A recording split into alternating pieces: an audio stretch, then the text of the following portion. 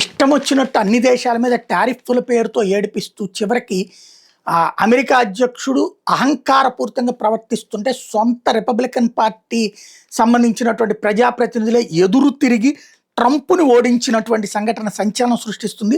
6 Republican సభ్యులు ట్రంప్కి వ్యతిరేకంగా ఓటేయడం అన్నటువంటి విచ్చలవిడిగా టారిఫ్ల బాధతో ప్రపంచ దేశాలను వెంబేలెత్తున్న అమెరికా అధ్యక్షుడు డొనాల్డ్ ట్రంప్ గట్టి ఎదురు దెబ్బ తగిలింది.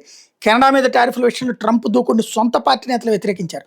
కెనడా నుంచి దిగుమతి ఉత్పత్తుల మీద 100% టారిఫ్లు విధిస్తానని ఇటీవల హెచ్చరించిన సంగతి తెలిసిందే. చైనాతో ద్వైపాక్షిక వాణిజ్య ఒప్పందాన్ని కెనడా ఉత్సాహం చూపుతుండడాన్ని ఆయన తప్పుపట్టారు. అంతేకాకుండా కెనడా ప్రధానమంత్రి మార్క్ కార్నీ ట్రంప్ మధ్య విభేదాలు ముదురుతున్నాయి. మాటల యుద్ధం సాగుతోంది. మొత్తానికి అమెరికా కెనడా మధ్య చిచ్చు మొదలైంది.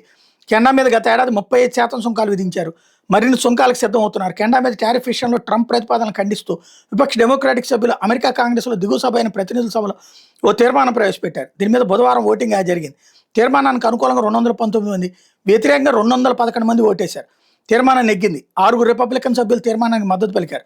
అంటే ట్రంప్కు సొంత పార్టీ నుంచి చుక్కెదురైంది. ఈ తీర్మానం మీద త్వరలో సెనెట్లో ఓటింగ్ జరుగుతుంది. ఒకవేళ సెనెట్లో కూడా ఆమోదం పొందినప్పటికీ ట్రంప్ తన అధికార బలంతో వీటో చేస్తారంటే సందేహం లేదు. ట్రంప్ టారిఫ్ల విధానం స్వదేశంలోని చాలా మందికి నచ్చడం లేదు. వాణిజ్య ఒప్పందాల విషయంలో టారిఫ్ని ట్రంప్ ఒక ఆయుధంగా ప్రయోగిస్తున్నారన్నటువంటి విషయం అందరూ ఒప్పుకుంటున్నారు.